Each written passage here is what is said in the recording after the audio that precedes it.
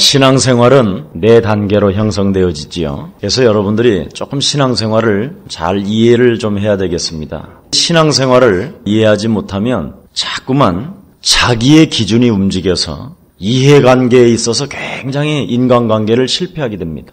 자신도 모르게. 그래서 어떤 이익 앞에는 선배도 없고 스승도 없고 부모 자식 간에도 없을 만큼 전혀 이익 앞에서 어떤 명예나 물질 이런 문제가 딱 앞에 오면 철저하게 자기 기준에 두고 인생을 살아가는 사람들이 있습니다. 그래서 인간관계가 깨지고 인간관계가 오래가지 못하고 자꾸만 무너지게 되는 것이죠.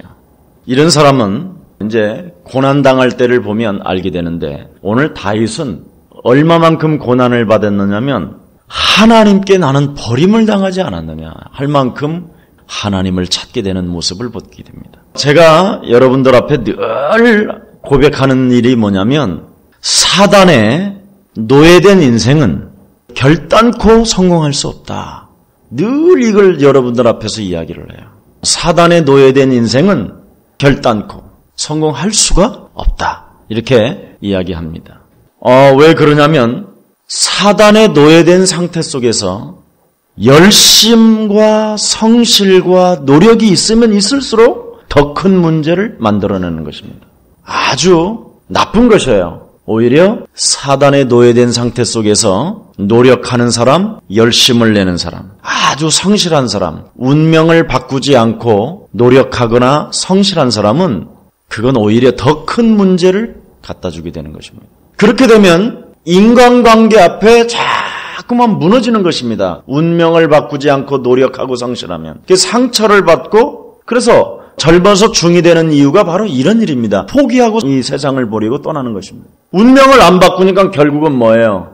세상을 포기하고 산으로 혼자 들어가서 머리를 깎고 돌을 닦는 거예요. 예수 믿는 사람들이 사단에 노예된 상태 속에서 교회만 다닌단 말이죠. 이러다가 이제 교회 안에서 여러 가지의 문제를 만나면 어떻게 됩니까? 자꾸 포기하는 것이죠. 여러분, 포기하고 도피한다고 해서 그 문제가 해결되어지는 것이 아닙니다. 더 큰 문제가 가중되는 것입니다. 이걸 사람들은 지금 모르고 있어요. 모세는 태어나면서부터 하나님 보시기에 아름다운 사람이에요. 학문과 학술과 말이 능한 사람이에요. 전문성도 다 갖고 있어요. 나이 40에 되매 이스라엘 백성들도 생각한 사람이에요. 하나님의 백성과 고난받기를 즐거워한 사람이에요. 그리스도의 고난을 능욕받기를 즐거워했으며 왕궁에 사는 것보다 차라리 나가서 고난을 받는 것이 더 낫다고 한 이 모세가 혈기 가지고 신앙생활을 했더니 결국은 어떻게 했지요? 도전하면 되지 않겠느냐? 능력으로 하면 되지 않겠느냐? 하고 인생 앞에서 도전했지만 자기 기준에 두고 인생을 살았지만 결국은 그는 어떻게 됐습니까? 두려움 나머지 미디안 광야에 쫓겨서 40년이라는 처절한 고난을 살게 된 것입니다. 기독교인들이 실패하는 원인.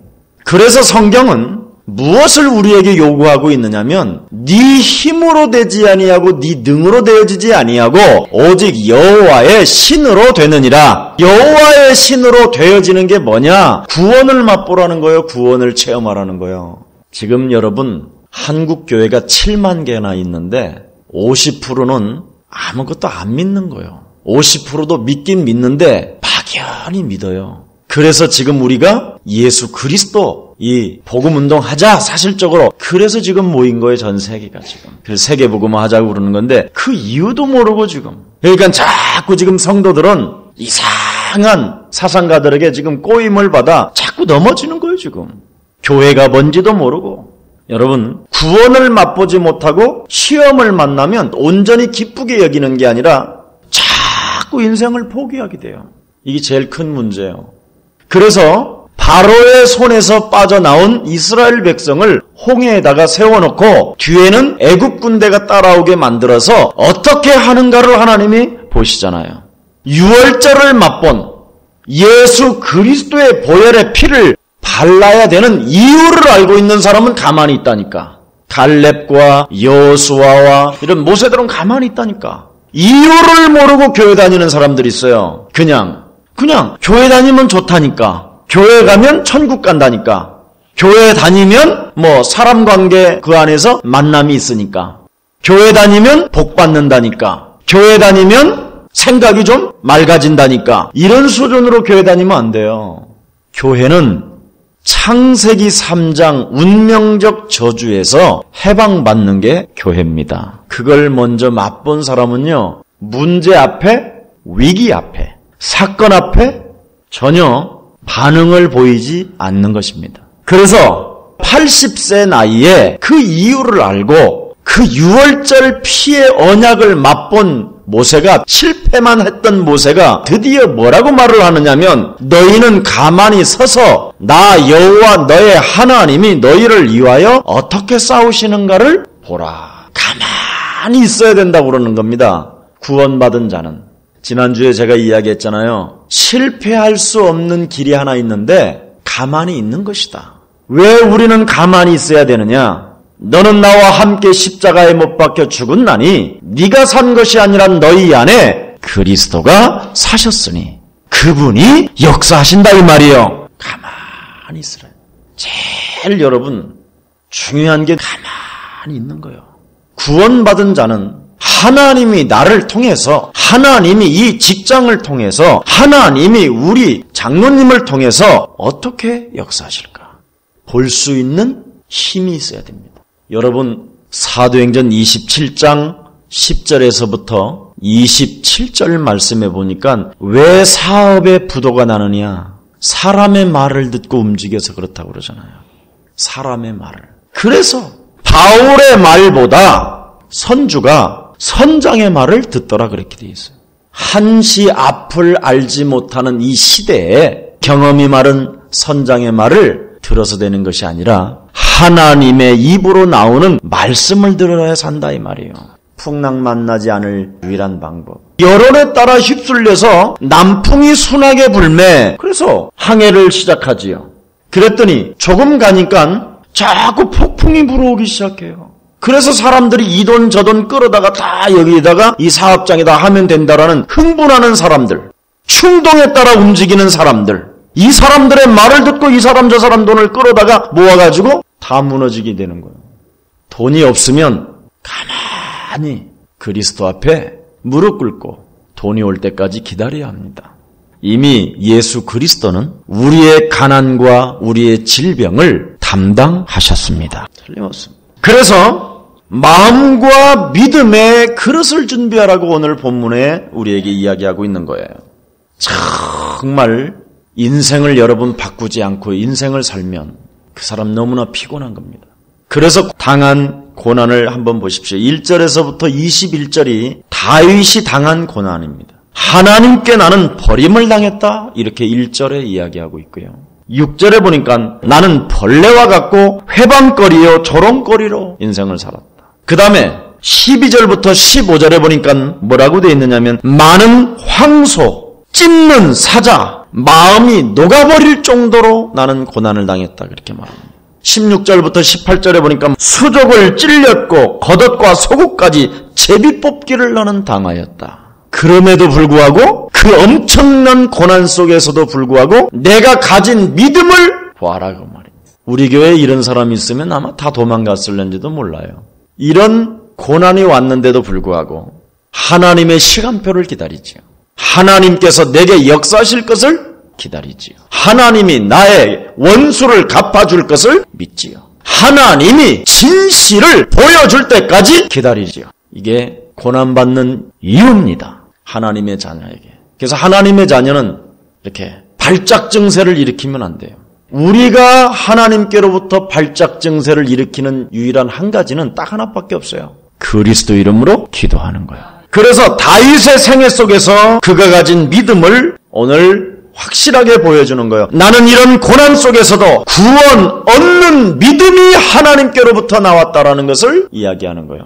여러분 정말 구원을 얻으면요, 하나님의 구속의 사랑을 체험하면요, 홍해에서도 뒤에 애굽 군대가 따라와도 가만히 있는 거예요. 그게 구원받은 사람의 멋이요.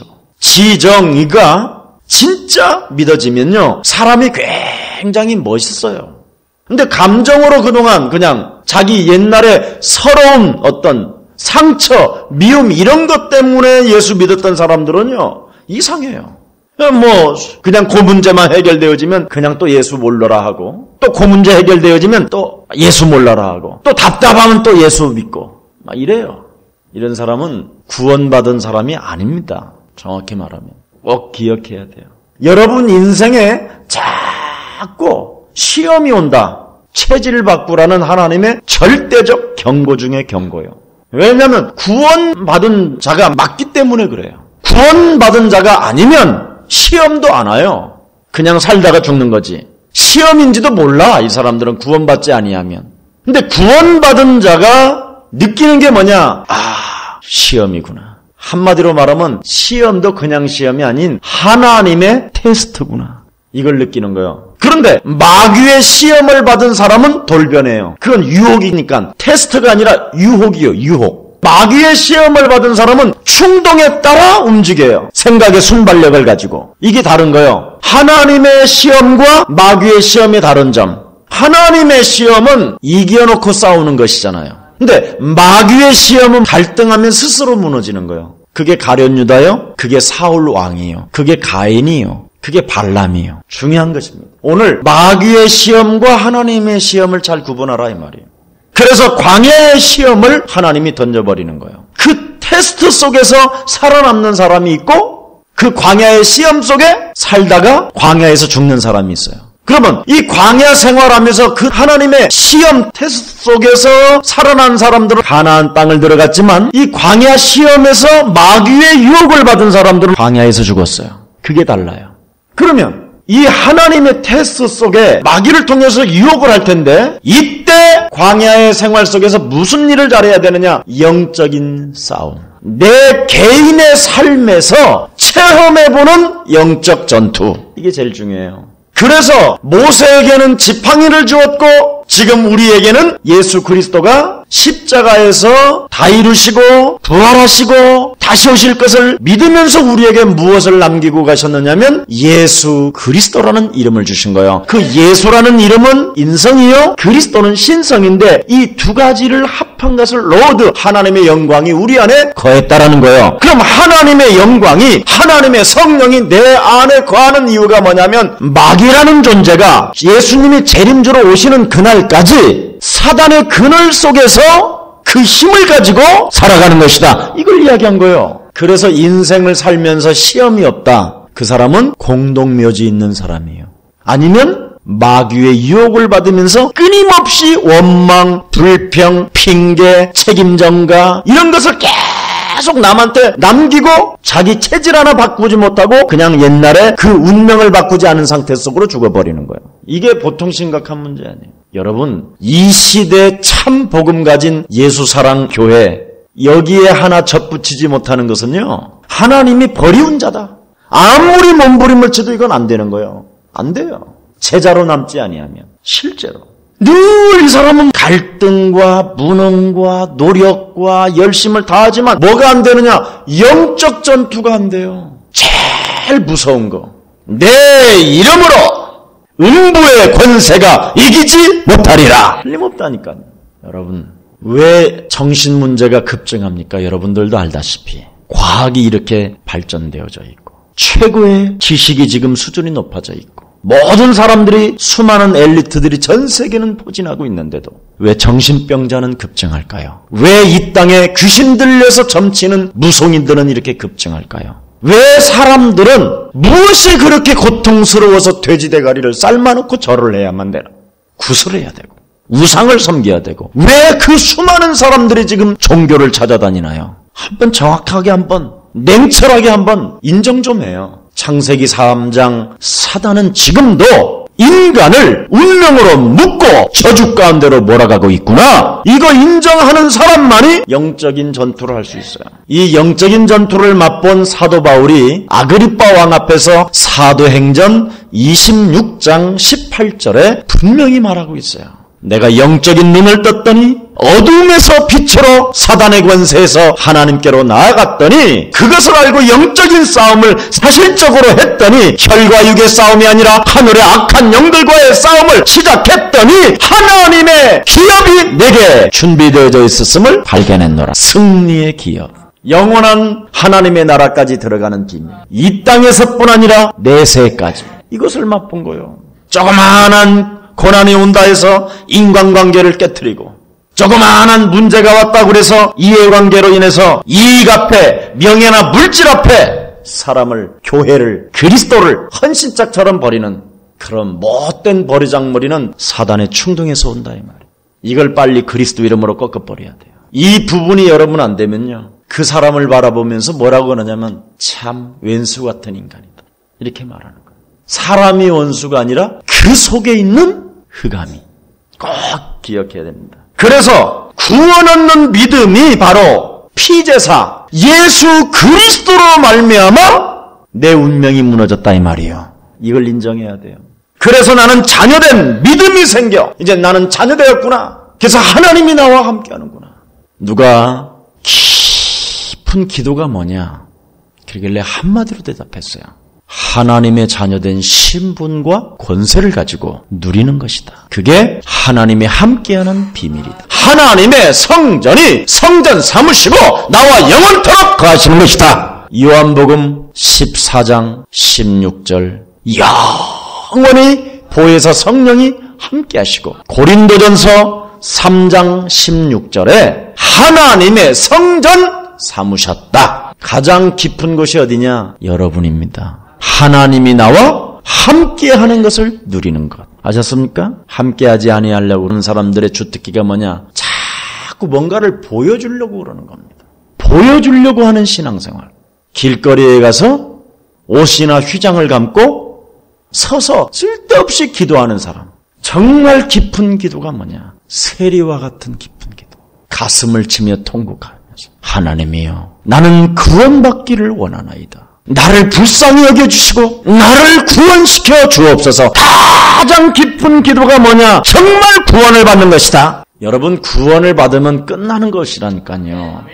그리고는 하나님의 자녀된 신분과 권세를 가지고 우리가 하나님 앞에 자유와 해방 속에서 누리는 거예요. 그게 최고입니다. 이제는요, 구약을 이루신 그리스도는 여러분의 모든 문제를 해결했습니다. 그래서 로마서 5장 17절에 보니까 한 사람으로 말미암아 죄가 들어왔고 한 사람인 그리스도로 말미암아 우리가 죄사함을 받고 해방이 되었느냐. 갈라디아서 3장 19절에 보니까 예수 그리스도가 옴으로 말미암아 율법은 폐하여졌고 이제는 예수 그리스도로 말미암아 우리는 새롭게 되어졌느니라. 자, 그러면 하나님이 함께하는 이 비밀이 누려지기 시작하면 여러분 인격과 상관없이 하나님의 능력이 나와요. 그럼 그 능력을 가지고 뭘 하느냐? 강한 자를 결박하는 거예요. 자꾸 순발력에 따라 충동에 따라 살아가려고 하는 그거. 강한 자가 여러분을 내몰아가서 교회의 축복을 잃어버리게 만들고 하나님의 자녀된 신분과 권세를 잃어버리게 만들고 하나님의 성령이 나와 함께한다는 이 비밀을 누리지도 못하고 이것을 믿지 못하게 만들어서 자꾸만 여러분의 생각으로 몰아가는 사단의 강한 자. 이걸 결박하는 거예요. 이 말을 못 알아듣는 거예요. 오늘날 사람들이. 그게 하나님의 능력이에요. 그래서 마태복음 12장 28절 29절에 보니까 하나님의 성령을 힘입어 더러운 것을 내어쫓는 것이면 하나님의 나라가 임하는 것이요 강한 자를 결박할 때 네가 이 세상을 능히 살게 될 것이니라. 이런 자는 뭐예요? 하나님이 함께 하시겠다. 교회가 뭔지를 모르고 자꾸만 그냥 무슨 영광, 임재, 장막, 성막, 환희, 기쁨 이런 거 알다가 갑자기 주여 하나님 막 이러다가 갑자기 애가 시발 이래서 쌓고 그런다니까요. 그게 이상하잖아요. 그게 올 때 바로 사단의 지배가 있구나. 사단의 영향을 안 받아야 되겠구나. 이게 딱 오면서 이 강력한 예수 그리스도의 그의 힘을 위해서 하나님의 능력을 사용할 때 흑암 권세는 무너지는 것입니다. 이걸 안 하는 거예요, 사람들이. 돌아다니면서 시험 들었다고 그러고. 아이고, 그 말은 뭐냐면 내가 마귀한테 지금 잡혔다. 이렇게 알아들어야 되는데 또 그랬어? 이 지랄이에요, 또 같이. 사단한테 속지 말자. 이래야 되는데 같이 속아 또 이게. 같은 체질이라. 고난을 이긴 다윗의 믿음을 한번 보세요. 오늘 본문을 잘 보세요. 하나님은 나와 함께 하시지 않냐? 어떻게 고난을 이겼습니까, 여러분? 다윗이 22절 내가 주의 이름을 형제에게 선포하고 보세요. 회중에서 주를 찬송하리이다. 그러면서 뭐라고 그랬죠? 23절 여호와를 두려워하는 너희여 그를 찬송할지어다. 야곱의 모든 자손이여 그에게 영광을 돌릴지어다. 너희 이스라엘 모든 자손들이여 그를 경외할지어다. 헛소리 잡소리 그만하라는 거예요. 주의 이름을 선포하는 사람은 헛소리 잡소리가 필요 없어요. 성령으로 역사하심을 믿으면 영육간에 회복됩니다. 진짜 맛을 봐요. 하나님의 능력을 정말로 믿는 자 달라집니다. 달라진다니까요. 달라져야 정상이라니까요. 하나님을 믿지 않는 사울은 결국은 정신병으로 맛이 갔어요. 하나님을 맛본 사람인데도 불구하고 축복받을 만한 그릇이 준비된 믿음이 오늘부터 회복되어지기를 축복합니다. 골리앗 앞에서 여러분 그렇게도 하나님을 다 믿는다고 이야기했던 이스라엘 백성들이 블레셋 장군 골리앗 한 사람 나타나니까 어떻게 됐죠? 다 숨었어요. 다. 이새의 아들들 다윗의 형들이 얼마나 잘난 척을 했는지 아세요? 하나님을 얼마나 잘 믿는다고 했는지 아세요? 얼마나 잘 믿는 사람으로 흉내를 냈으면 사무엘 앞에다가 세웠다니까. 얘네들은 잘 믿는 애들이라고. 잘 알아들어요 이 말을. 믿는 척해서 되는 게 아니에요. 고난 앞에 어떤 믿음이 나오느냐가 중요하지요. 인간의 힘으로 할 수 없는 숨은 문제 앞에 믿음이 나오느냐 헛소리가 나오느냐 이걸 가지고 분별하는 거예요. 진짜 이 사람은 구원받은 자구나. 나와 함께 할 자구나. 나와 함께 동역할 자구나. 함께 나와 건너야 될 사람이구나. 함께 나와 갈 보호자구나. 이게 나와야 되는 거예요. 그걸 제자라고 그러는 거예요. 제자. 잘 알아들어요. 그래서 골리앗 앞에 그렇게도 어마어마했었던 사울 왕도 골리앗 앞에는 그렇게 위기 앞에서는 비실비실했어요. 그의 형들은요 쪽팔리니까 이 싸가지 없는 놈아 네가 어떻게 가서 하려고 그러냐 이런 식이에요. 그런데 다윗은 어떻게 했죠? 나는 갑옷도 필요 없고 창도 필요 없다. 내게 있는 것으로 내가 너에게 간다. 만군의 여호와의 이름으로 내가 간다. 여러분 이름의 비밀이 뭔가를 알고 있는 사람 권세 있는 주 예수 그리스도의 이름으로 골리앗을 묶고 있는 흑암 권세는 그리스도의 이름으로 무너질지어다. 이름의 권세를 알고 있는 사람 여러분 딱 한 번이에요. 아무 것이 필요 없어요. 정신 돌아서 미친 장인 사울 앞에서도 손 하나 까딱대지 아니하고 어떻게 했죠? 하나님을 믿는 믿음. 그의 아들 압살롬의 배신 앞에서 어떻게 했죠? 손 하나 대지 않고 내버려 둬라. 하나님은 살아계시지 않냐? 믿음. 구원받은 자는 위기나 문제나 환난 앞에 어떤 믿음을 소유하고 내가 현실 속에서 어떻게 하나님의 뜻을 하나님의 계획을 붙잡을 것이냐 딱 중요한 거예요. 제가 여러분 우리 옛사랑교회를 개척하고 다른 거 욕심낸 건 하나도 없어요. 딱 하나만 하자. 우리 세계복음화. 하나님이 우리에게 펼쳐놓은 이 현장을 한 사람도 빠짐없이 모든 사람이 복음을 듣게 하자. 이거 하나밖에 저의 소원은 없어요.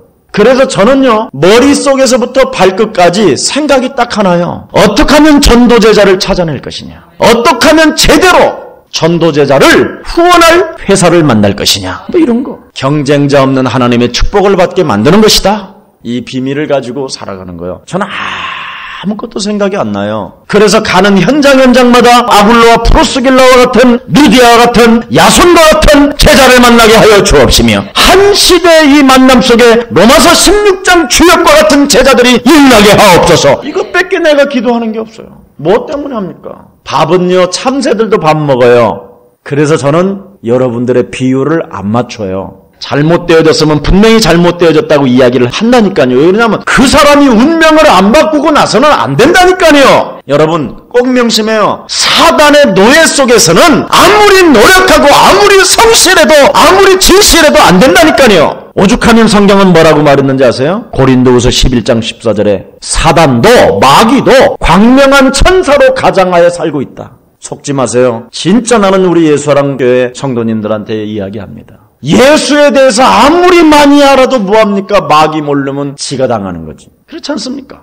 여러분 정말 고난 뒤에 우리에게 찾아오는 축복을 맛보시기를 예수님의 이름으로 축복합니다. 고난 앞에 여러분이 믿음을 소유하고 구원받은 자가 맞다면 하나님의 능력을 믿고 하나님의 역사를 기다리시기를 축원합니다. 하나님이 축복하실 수 있도록. 오늘 22절에서부터 25절에 보니까 뭐라 씁니까? 모든 회중 앞에서 주의 이름을 선포하게 됐잖아요. 증인이 이래서 나와야 되는 거예요. 증인은 맛을 본 사람이 증인이지, 증인은 맛을 보기 때문에 예수 믿으면 죽인다 그래도 예수 믿게 된다니까요. 예수 이름 부르지 말라도 부르게 된다니까요. 증인은. 근데 증인이 아닌 사람들은 뭔가 자꾸 감정으로 믿어보려고 그러는 거예요. 감정으로. 감정은 왔다 갔다 하는 게 감정이에요. 그래서 지정이 이 세 가지가 조화를 이루어야 돼요. 감정은 정말 내가 구원받은 하나님의 자녀로 사실적이어야 돼요.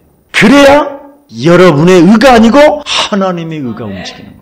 그게 믿음이에요. 그래서 원수들까지도 주를 찬양하리라. 그렇게 되어 있잖아요. 오늘 보세요. 마귀에게 잡힌 자들도 맞다. 진짜 하나님 살아계심과 역사하심과 그 이름의 권세를 보게 만들었다 이 말이에요. 그래서 애굽 땅에 있는 바로 왕이 요셉을 보고 신에 감동된 자다 그랬어요. 여러분. 그래서 찬송은 주께로서 나오는도다 그랬어요. 오늘 잘 보세요. 성경에. 자, 한번 보세요. 자, 25절. 대중의 나의 찬송은 주께로서 온 것이니. 보세요. 하나님의 역사를 맛본 사람은 어디에서로부터 나와요? 찬송이? 자기 의지로 깡닭으로 나와요? 주께로부터 나와요. 찬송. 그래서 이 마귀는요, 악기 움직이는 사람들에게 사단은 치명적이요. 특히. 그리고 음악하는 분들. 그걸 사단이 건드려요. 여러분의 영혼이 구원받은 자로서 감격에서 나와야지 이걸 의지로 하고 깡닭으로 하는 것은요. 언제 어느 때 무너질는지 알 수 없어요. 큰일 나는 거예요. 정말 하나님이 내게 주신 정말 찬송으로 해야 돼요. 내가 구원받은 하나님의 자녀로. 구원받은 주의 백성으로. 찬송을. 어떤 사람은 찬송할 때 나가는 사람이 있어요. 찬송이 안 돼요. 영혼에서. 찬양하라 하면 이게 안 되는 거예요. 그냥 우리는 그냥 나오는데. 예수는 그리스도. 맞으니까. 예수는 그리스도. 너무 평안하니까. 그래서 기도할 때 하나님은 응답하시고 찬송은 주께로 나오는 것이라고 그랬습니다. 29절 열방이 주님을 찬양하게 될 것이며 30절에서 31절에 보니까 후대까지 함께 하겠다. 하나님은 약속하셨어요. 예수사랑교회가 많은 고난 속에요. 세계복음화라는 언약을 잡았어요. 그리고 여러분이 섬기는 김석원 목사는 굉장한 믿음을 지키고 지금까지 왔어요. 그래서 우리는 후대까지 참여하게 되는 이 축복을 우리 예수사랑교회가 받는 그릇으로 회복되어져 있음을 믿으시기 바랍니다. 기도하겠습니다. 하나님 감사합니다. 이 땅에 예수 그리스도로 말미암아 참으로 우리 마음과 믿음의 그릇으로 준비되어지게 하시니 감사합니다. 주어진 하나님의 축복, 세계복음화를 진행하는 과정 속에 어떤 고난과 환난 앞에서도 하나님의 역사하심을 믿고 기다리는 언약의 백성들로 축복하여 주옵소서. 그래서 하나님의 그 축복을 맛보는 시대적인 증인들로 역사해 주시옵소서. 주 예수 그리스도의 이름으로 기도합니다. 아멘.